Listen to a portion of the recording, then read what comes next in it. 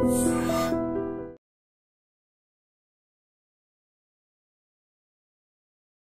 Hello నమస్తే and welcome to our channel. నేను మీ శ్రీలలిత. ఈరోజు మనతో పాటు స్టూడియోలో ఉన్నారు Vijay Karanam garu, your personal financial advisor. Sir నమస్తే. సార్ నమస్తే. సార్ ఇప్పుడు ఎస్ఐపిస్ అందరూ చేస్తారు.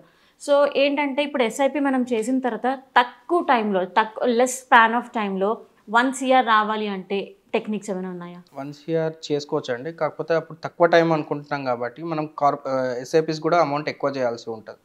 సో లీస్ట్ ఒక 5 years వరకు ఎస్ఐపి చేయగలిగారు అనుకుందాం. 5 years ఎస్ఐపి చేసి మనకి 1 CR కార్పస్ కావాలి అనుకుంటే అండ్ ఎస్ఐపి అమౌంట్ కూడా తక్కువ ఉండాలని అడుగుతారు చాలామంది. సో మనం అప్పుడు అన్ని క్యాలిక్యులేషన్ చేసుకొని ఇది బెస్ట్ వే ఏంటి అంటే ఒక 5 years ఎస్ఐపి చేసుకుంటారు అండ్ 5 years డిఫర్మేషన్ పీరియడ్ పెట్టుకుంటాం. డిఫర్మేషన్ పీరియడ్ అంటే అప్పుడు ఆ పీరియడ్లో వాళ్ళ అమౌంట్ టచ్ చేయరనమాట. జస్ట్ దాన్ని కాంపౌండింగ్ కావడానికి వదిలిపెట్టేస్తారు. సో ఈ ప్లాన్లో వాళ్ళు ఎట్లా చేసుకోవాల్సి వస్తుంది అంటే ఎవ్రీ మంత్ ఒక 50,000 వరకు అప్రాక్సిమేట్గా ఒక 50,000 ఎస్ఐపి చేసుకొని వాళ్ళు ఈక్విటీ మ్యూచువల్ ఫండ్స్లో ఆ ఫండ్స్ ఏంది అనేది చాలా జాగ్రత్తగా పిక్ చేసుకోవాలి. పిక్ చేసుకొని 5 years వరకు దాంట్లో అక్యుములేట్ చేసి పెట్టుకున్నారు అనుకోండి. సో 5 yearsకి అప్రాక్సిమేట్గా ఒక 32 lakhs వరకు వాళ్ళు ఎస్ఐపి చేసి పెట్టుకుంటారు. ఎస్ఐపి చేసుకొని 5 yearsలో వాళ్ళు పొజిషన్స్ తీసుకొని పెట్టుకుంటారు ఈక్విటీ ఫండ్స్లో అండ్ నెక్స్ట్ 5 yearsలో కాంపౌండింగ్ అవుతూ ఉంటుంది. సో ఈ 32 lakhs 1 CR అయిపోతుంది అనమాట ఇప్పుడు 10 years తర్వాత. సో ఈ ప్రాసెస్లో మనం జస్ట్ అజ్యూమ్ చేసింది 15% మాత్రమే. కానీ చాలా ఫండ్స్ 18%, 20% ఇచ్చిన ఫండ్స్ కూడా ఉన్నాయి. మోడెస్ట్ అప్రోచ్ అనమాట. ఎందుకంటే వరస్ట్ పర్ఫార్మింగ్ ఫండ్స్ కూడా 12 to 13% ఇచ్చాయన్నమాట మ్యూచువల్ ఫండ్స్లో. సో మరీ బెస్ట్ కాకుండా మధ్యలో యావరేజ్లో ఉన్నట్టు ఒక 15% మనం కన్సిడర్ చేసుకుంటే వితిన్ 10 years 1 CR ఈజీగా అచీవ్ కావచ్చు. అండ్ ఆ 1 CR కూడా మనం జస్ట్ ఇన్వెస్ట్ చేసేది జస్ట్ 32 lakhs మాత్రమే. సో 32 lakhs 5 yearsలో స్ప్రెడ్లో ఆ 32 lakhs కూడా అట్ ఎ టైం ఇన్వెస్ట్మెంట్ కూడా కాదు. సో కొంతమంది ఏం చేస్తారంటే నేను ఒకటేసారి ఇన్వెస్ట్ చేస్తాను కానీ నాకు 1 CR కావాలి అనుకున్న వాళ్ళకి ఎట్లా చేయాలి అంటే 32 lakhsని మనం ఫస్ట్ డెట్ ఫండ్లో పార్క్ చేస్తాం. డెట్ ఫండ్లో పార్క్ చేసి గ్రాడ్యువల్గా ఈక్విటీ ఫండ్స్కి ట్రాన్స్ఫర్ చేయమని చెప్తాం. సో ఈక్విటీ ఫండ్స్కి అలొకేషన్ చేసేటప్పుడు కూడా ఫస్ట్ 1-2 years కన్జర్వేటివ్ ఫండ్స్లలో ఇన్వెస్ట్ చేసి నెక్స్ట్ 2-3 years నుంచి హైలీ అగ్రెసివ్ ఫండ్స్కి ఇన్వెస్ట్ చేయమని చెప్తాం అనమాట. అట్లా చేసుకుంటూ పోతే ఏమవుతుందంటే ఇన్ బిట్వీన్ ఏదైనా ఎమర్జెన్సీ సిచ్యువేషన్స్లో కానీ ఏదైనా రిక్వైర్మెంట్ ఉంటే వాళ్ళు పార్షియల్గా విత్డ్రాల్ చేసుకోవడానికి ఛాన్సెస్ ఉంటాయి. సో ఒక పర్సన్ ఒక 100 rupees ఇన్వెస్ట్ చేస్తున్నాడు అంటే మరి ఫస్ట్ మేము క్లయింట్ని చూస్తాం అనమాట. వాళ్ళ రిక్వైర్మెంట్స్ ఎలా ఉన్నాయి, వాళ్ళ ఇన్వెస్ట్మెంట్స్ ఓన్లీ మ్యూచువల్ ఫండ్స్లో చేస్తున్నారా లేకపోతే మిగతా ఎక్కడైనా చేస్తున్నారా, లేకపోతే వాళ్ళ దగ్గర ఉన్న అమౌంట్ మొత్తం తీసుకొచ్చి మ్యూచువల్ ఫండ్స్లో పెడుతున్నారా.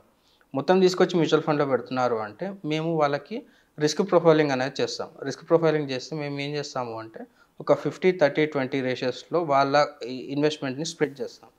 సో ఈ స్ప్లిట్ చేయడంలో ఏమవుతుంది అంటే 50% హైలీ అగ్రెసివ్ ఇన్వెస్ట్మెంట్స్ తీసుకుంటాము, 30% మోడరేట్లో తీసుకుంటాము అండ్ 20% విల్ బి కంప్లీట్లీ మార్కెట్కి సంబంధం లేని ఇన్వెస్ట్మెంట్స్లో ఇన్వెస్ట్ చేస్తాం. So example debt fund 20% debt ఫండ్లో ఇన్వెస్ట్ చేస్తాము, 30% మోడరేట్ కన్జర్వేటివ్ అప్రోచ్లో ఉన్న ఫండ్స్లో ఇన్వెస్ట్ చేస్తాము అండ్ బ్యాలెన్స్ 50% వచ్చేసి అగ్రెసివ్ ఫండ్స్లో ఇన్వెస్ట్ చేస్తాం. సో ఇట్లా అతనికి ఉన్న లిమిటెడ్ క్యాపిటల్లో కూడా ది బెస్ట్ అవుట్పుట్ తీసుకురావడానికి ప్లాన్ చేస్తాం అనమాట. సో అట్లాగా ఈ 30 lakhstoni 1 CR అనేది అంత ఈజీగా అచీవ్ కావచ్చు. కాకపోతే over the period of 10 years.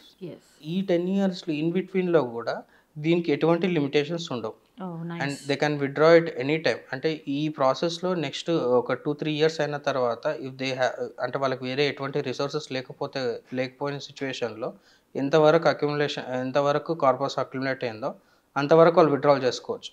So కానీ మేము సజెస్ట్ చేసేది ఏంటి అంటే the longer they wait the more benefit they get out of the mutual fund అనమాట.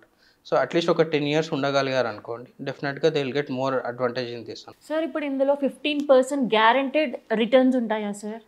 గ్యారెంటీడ్ అనేది కాదండి. మనం మ్యూచువల్ ఫండ్స్ అనేది ఖచ్చితంగా డిస్క్లైమర్ అందరు చదవాల్సిందే. Mutual funds are subject to market risk అని చెప్తారు కదా. సో మనకి ఇక్కడ రిస్క్ అంటే ఏంది ఉంటుంది అంటే మనం ఈ టైప్స్ ఆఫ్ రిస్క్లో ఒకసారి చూసుకుంటే ఇక్కడ వాలటిలిటీ చాలా ఎక్కువగా ఉంటుంది. అందుకే మనము ఎస్టీపీ మోడ్స్ కానీ డెట్ ఫండ్లో పార్క్ చేసి ఈక్విటీ ఫండ్లోకి ట్రాన్స్ఫర్ చేసుకోవడం, ఈ కాన్సెప్ట్స్ కానీ ఈ స్ట్రాటజీస్ అన్ని ఇంప్లిమెంట్ చేయడానికి ఈ రిస్క్ని తగ్గించడానికి. ఎప్పుడైనా సరే మనము మ్యూచువల్ ఫండ్స్లో ఇన్వెస్ట్ చేస్తున్నప్పుడు అందరు రిటర్న్స్ దగ్గర చూస్తారు, మనం రిటర్న్స్ దగ్గర చూడొద్దు, రిస్క్తో చూసుకోవాలి. రిస్క్ ఎంత తక్కువ ఉంటే నెక్స్ట్ రిటర్న్సే ఉంటాయి మనకి. సో అది 10% వచ్చినా 12% వచ్చినా దట్ విల్ బీ ఫైన్, కానీ మనం ఎంత రిస్క్ తీసుకుంటాం అనేది చూడాలి. ఇక్కడ నేను 15% రిటర్న్స్ అనేది తీసుకునేది ఇట్స్ అ మోడరేట్ అప్రోచ్ అనమాట. ఎందుకు అంటే మనము నేను ఇంతకుముందు ఎగ్జాంపుల్లో చెప్పినట్లు 50-30-20 రేషియోస్లో అలొకేట్ చేస్తాం కదా. అలొకేట్ చేసినప్పుడు మనం 50% మాత్రమే highly aggressive highly risk funds మనం సెలెక్ట్ చేసుకుంటాం. నెక్స్ట్ 30%కి అంత అగ్రెసివ్ ఫండ్స్ ఉండవు, అండ్ 20 అయితే కంప్లీట్ డెట్ ఫండ్సే ఉంటాయి.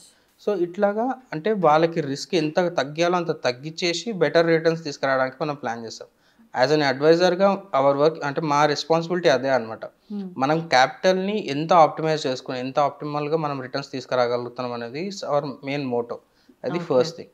సెకండ్ థింగ్ వచ్చేసి 15% ఎవ్రీ ఇయర్ వస్తుందా అంటే ఎవ్రీ ఇయర్ కూడా రాదు. అంటే ఈ ఇయర్ 10% రావచ్చు, నెక్స్ట్ ఇయర్ 20% రావచ్చు, ఆ నెక్స్ట్ ఇయర్ -1% వచ్చే ఫండ్స్ కూడా ఉంటాయి. అంటే ఎట్లా ఉంటుందంటే యావరేజ్గా చూసుకుంటే ఓవరాల్గా పర్ ఇయర్ 15% అనమాట. కొన్ని ఇయర్స్ 10% వస్తుంది, కొన్ని ఇయర్స్ 22% వస్తుంది, కొన్ని ఇయర్స్ 12% వస్తుంది, కానీ యావరేజ్గా మనం చూసుకుంటే 15% వస్తుంది. అట్లాగా మనం 15% యావరేజ్లో తీసుకుంటే ఈ గోల్స్ అనేవి ఈజీగా అచీవ్ కావచ్చు అనమాట. సార్ ఇప్పుడు మనం ఇందులో అమౌంట్ అనేది మనం పెంచుకోవడం, ఎందుకంటే ఫినాన్షియల్ అనేది మన స్టెబిలిటీ ఉండదు, ఒకసారి పెరుగుతుంది. సో అలా మీ దాంట్లో కూడా పెంచుకోవచ్చు, తగ్గించుకో అలా ఉంటాయా సార్? డెఫినెట్గా అండి. ఇప్పుడు మనం ఈ ప్లాన్లో మనము 5 yearsకి 50,000 SIP అన్నట్లు మనం మాట్లాడుకున్నాం కదా. సో ఒక్కొక్కసారి మనకు అన్సర్టనిటీ అయినప్పుడు ఒక ఇయర్ మనం అది 40,000 25,000కి తగ్గించుకొని నెక్స్ట్ ఇయర్ని దాని అమౌంట్ పెంచుకోవాలన్నమాట. సో అప్పుడు 60,000 70,000 అట్లా చేసుకోవాల్సి ఉంటుంది, ఎందుకంటే ఓన్లీ 5 years పీరియడే. అంటే ఈ ప్లాన్ ఎవరి కోసము అంటే ఎవరైతే రిటైర్మెంట్కి వెరీ నియర్గా ఉన్నారో, అబోవ్ 50 years ఉన్నారు కానీ వాళ్ళకి 1 year కార్పస్ కావాలి. సో వాళ్ళకి ఇది డెఫినెట్గా హెల్ప్ అవుతుంది. కానీ వాళ్ళ earning period will be very less. అంటే 5 years మాత్రమే వాళ్ళు వర్క్ చేస్తారు. ఇప్పుడు సపోజ్ ఒక 55 years old 52 years old person ఉన్నారు, ఒక 5 years మాత్రమే, 5 years మ్యాక్స్ టు మ్యాక్స్ ఒక 7 to 8 years మాత్రమే వాళ్ళు వర్క్ చేస్తారు, ప్రైవేట్ ఎంప్లాయీస్. సో వాళ్ళు వర్క్ చేసినన్ని రోజులు మాత్రమే వాళ్ళు SIP కాంట్రిబ్యూట్ చేయగలుగుతారు. వన్స్ రిటైర్ అయిన తర్వాత వాళ్ళు SIP కాంట్రిబ్యూట్ చేయలేరు కాబట్టి ఉన్నన్ని రోజులు మ్యాక్సిమం కాంట్రిబ్యూషన్ ఇవ్వగలిగారు అనుకోండి, ఫాస్టర్గా వాళ్ళు 1 year గోల్ అనేది రీచ్ కావచ్చు అనమాట. Thank you so much sir. Thank you.